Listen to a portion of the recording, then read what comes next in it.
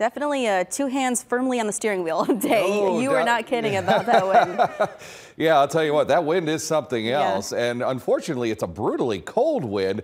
Earlier on, it was a milder wind as temperatures were in the 50s. But boy, have things ever changed here for the colder. It certainly feels more like winter out there, with temperatures having now fallen to late February levels. Cloudy skies doing us no favors either as you look at our Eldridge Roofing River Cam. At midnight tonight, our temperatures were in the lower 50s. So it goes into the books as having been another above normal day as far as temperatures go, but much more representative of the day, the current state of affairs. Our temperatures have already fallen down to 35 in Monroe. Look at Galena.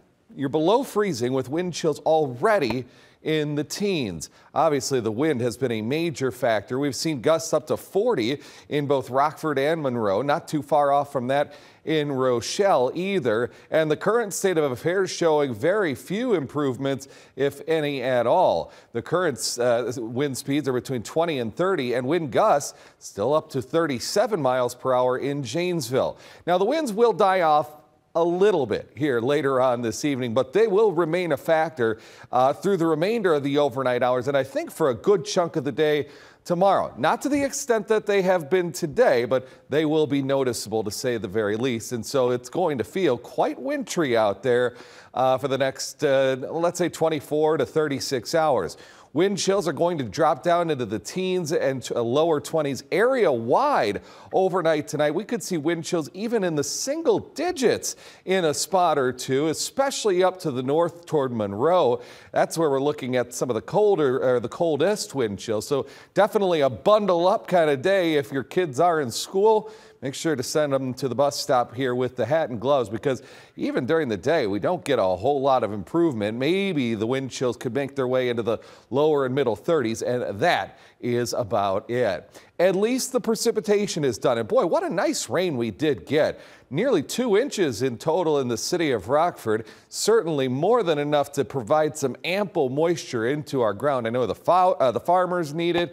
I think our gardens, once we get to planting, will appreciate having that moisture already in there. And of course, our lawns are going to start sprucing up here very, very quickly, thanks to all the rainfall and the recent warmth that we'd had leading up to it. Well, we're going to keep the clouds around here tonight, but I think by tomorrow morning, even though we start off the day with clouds, a good amount of sunshine is expected by midday, and sunny skies are to take us through the afternoon. The breezes again remain a factor here tomorrow.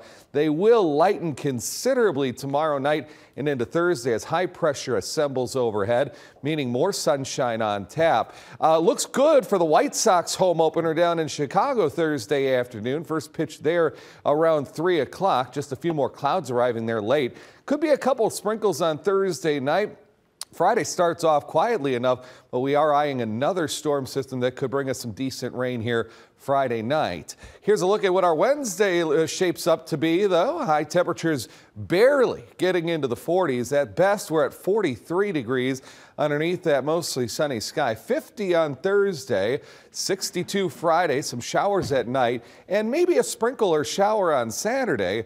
High 64. Easter Sunday and Monday, we've gone ahead and put out a first alert here because could be another round of some heavier rainfall. Right now, my indications are that most of Easter during the day will be dry. This will be very late Easter Sunday, more so Sunday night. So fingers crossed we can get in all the egg hunts and all of the outdoor activities before the wet weather does arrive. It's good news. Thank you, Mark.